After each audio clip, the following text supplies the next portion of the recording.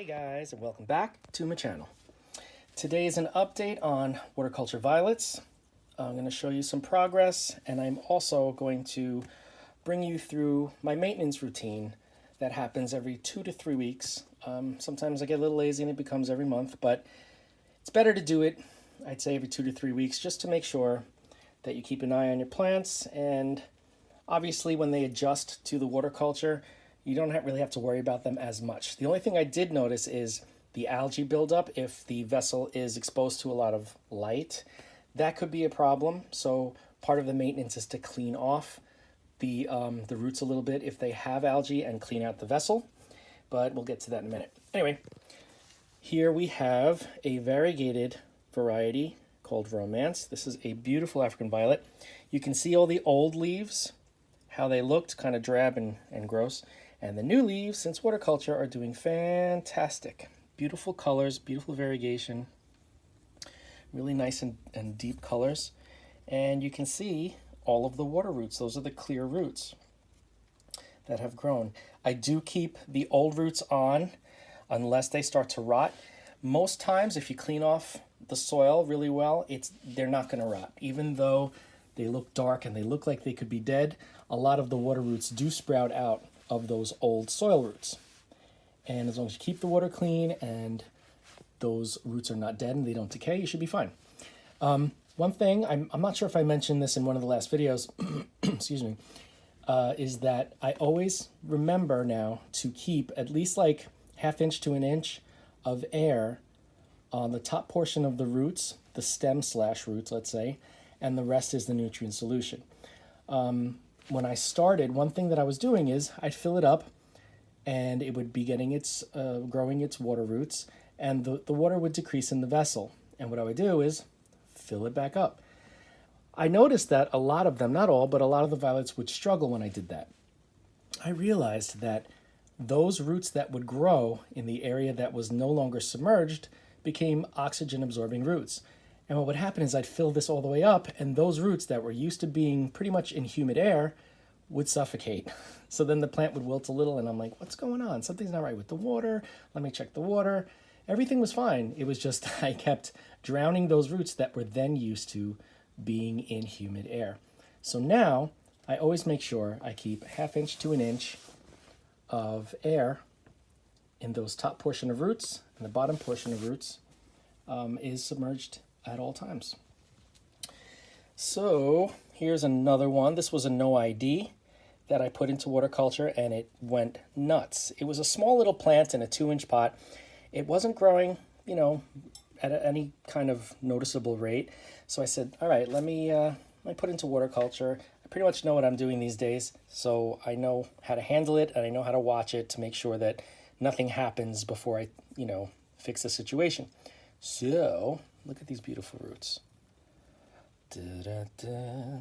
This is root porn, as they say. Beautiful, beautiful water roots that go all the way down. Fantastic. And this flower is beautiful. It is, it's a pansy, but one thing that I noticed is it has, instead of 5 petals that African violets normally have, it has 6. They are pink, frilly, and they also have a white eye. So it's almost like a hybrid between the white-eyed pink with a frilly pink cultivar. So I'm not really sure, but I will find out if it has a name, and if not, I will name it. So let's move over here. This is a semi-miniature. I love, love, love the miniatures and semi-minis. Those are always my favorites. I have some new water roots starting to grow in here. This has been in water culture for, I guess, about a month. And it had bloomed. And before I put it in water culture, it had bloomed. And I said, okay, it's time. You're going into your new home, because the soil would dry out just way too quickly. I didn't want to pot it up in a really big pot, because it's a no-no, especially for African violets. It's just a way to retain the moisture in the soil for them to get root rot. I've learned my lesson with root rot. So I put it into water culture, and since it's been placed for about a month, maybe a little more, I started to get some more flower spikes. Look at that, how cute. These are really pretty. These are double or semi-double. I'm not really sure how many petals they have, but it's a bluish, like a periwinkle almost, and doubled, semi-doubled flowers. Beautiful, beautiful. So obviously he's happy being in water culture, and I'm keeping him nicely warm and under the light, so everything's good. This one back here is the one that you've seen before. This one had the stem or the root and crown rot. That's what it was. Had the root rot, I fixed that. Had the crown rot, fixed that, bounced back. This one was in really bad shape for a while. You remember the last video, one of the last videos, it had some leaves on the outside that were not in the best shape. They were discolored. They had cold damage. So I decided to take them off like I said I was gonna. And all of these new leaves are beautiful. And look at the roots. Yay! Beautiful water roots. He doesn't seem to want to grow too many roots, which is fine though, because he must be getting enough of what he needs out of the roots that he has. But we're getting lots of leaves, lots of beautiful, firm, nice colored leaves. So I'm very happy about that. This one back here is newly placed into water culture, so he's a little bit limp. That's going to change soon, but the roots were horrible on this, and he was wilted in his pot. So I said, it's time, let's do it. Cut off all the dead roots, which happened to be all of them. So we just have a stem. I cleaned up that stem really well and removed some of the bark, not all, on some of the sides of it, just to make sure that we have some area for new roots to grow. I have it in the vessel, and oops, and it's just got the tip, I'd say maybe 3 to 4 centimeters submerged in the water. I don't want the crown to get wet, because then we'll get some rot, and you know what happens there. And yeah, so that one I will be keeping you guys up to date on. This one here is a mini. This mini was, it bloomed when I had first received it, and quickly the blooms died. And this is a cold damaged leaf. I'm not going to remove it yet because it's not wilting, and it seems to be supporting itself, so probably bringing in some food for the rest of the plant. But it's got a lot of new leaves now since I put it into water culture. And the roots are the same. We're getting some water roots. So this one I will be keeping an eye on just to make sure it survives and does what it needs to do. Another one here, been in water culture for a while. This one struggled at first, but now starting to grow the water roots. So doing well. And yeah, and some others here that I'm sure you've seen before. This is a good example of when the water starts to get low, but it's still not too low. I would probably wait just a little bit more before I fill this up with more nutrient solution, but I'll only fill it to there. I'm not going to fill it all the way up. So for maintenance, every 2 to 3 weeks, I'd say, or every month if your plants are well acclimated and doing fine and don't seem to need a lot of don't seem to need a lot of care. You take out, let me take one that's, this one's very strong. You take your plant out of the vessel, you check the roots. If there's green algae on the roots, I would take it under the sink, under the faucet, and gently clean those roots just to make sure there isn't an overabundance of algae, because that is going to steal the nutrients from the plant if there's too much algae in there. So I clean the roots, clean the stem, make sure the stem looks healthy. It's not always green like that, but it should not be mushy, of course, because then you have stem rot. I check for pests, make sure that you don't have anything crawling on your plants or multiplying. One problem that I seem to have every time I acquire a new violet is mealybugs. It is the bane of my existence. Mealybugs all the time, and they multiply so quickly. So I always make sure that I don't have any mealybugs. If I do, I grab my little spray bottle with alcohol. I spray down every part except the roots of the leaves and the stem and the crown. And then I have a paintbrush that has stiff bristles, and I kind of paint over, I brush, let's just put it that way.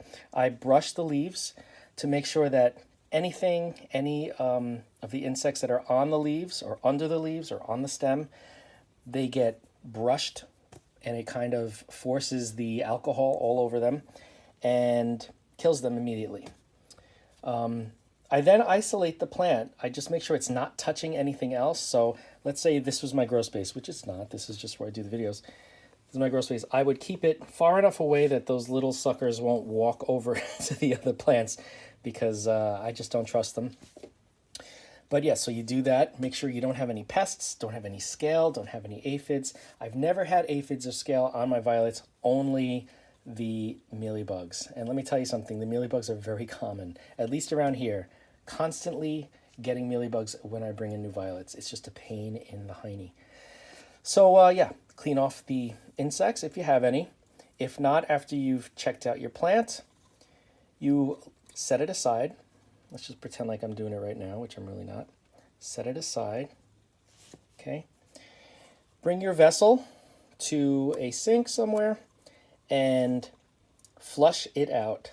I like to fill it with fresh water, shake it up to loosen any of the algae that's in there, because I have the light so close to some of these, you can see there's still a little bit of algae under there.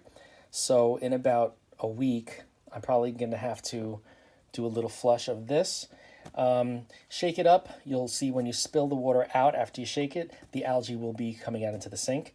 Sometimes it's stubborn and it won't. You could either take a cloth and feed it through the opening, twist it around to clear it up, or you could add in some hydrogen peroxide with a little bit of water and let it sit for a little while. Hydrogen peroxide works really well with algae.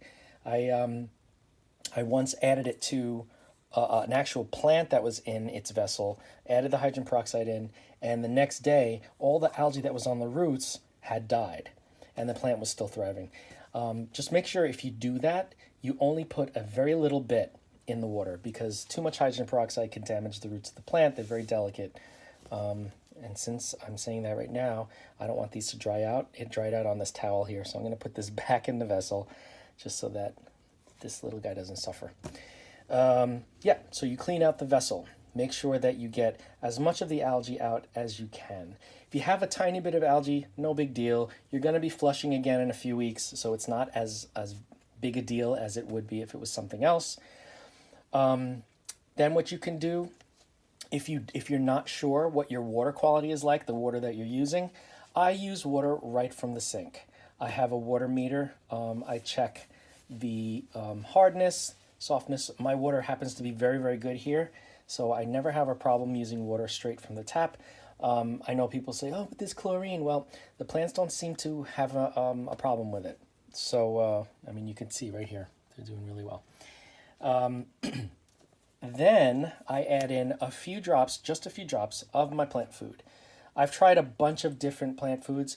I use hydroponic food because these are technically growing hydroponically. Ordinary fertilizers require bacteria to break down certain elements in order for it to be absorbable by the plant. Absorbable, is that even a word? So I use the hydroponic nutrients because they're easily absorbed by the plant roots. So that's about it. Those are the steps I take once they're in water culture. And one great thing about water culture, especially for violets, is let me just tell you, I'm so tired of walking in either here somewhere, finding one of my plants that was behind another, or going to my other grow space and that I hadn't been there in almost a week, and some of the violets are wilting and they're not happy, and the felt on the bottom of my tray wasn't, it dried up too quickly. Maybe it was warm for, exceptionally warm and not the temperature it usually is. Whatever the case may be, it's just heartbreaking to constantly walk in and find one or two of your violets wilting in a sad state. So water culture has saved me with that. It has kept them perky. Once they adjust, you could leave them until the water gets really low on the roots. One thing that's interesting about African violet roots is they're fibrous and thin, but they stay together. They kind of adhere to each other. So what happens is the roots go down into the vessel, right? And as the water lowers, let's pretend like me lifting the plant is the water level decreasing in the vessel. You see how the roots stick to each other and they become almost like a piece of yarn in a way? Me and yarn. It continues to wick the moisture and fertilizer up into the other roots. It keeps all the other roots moist.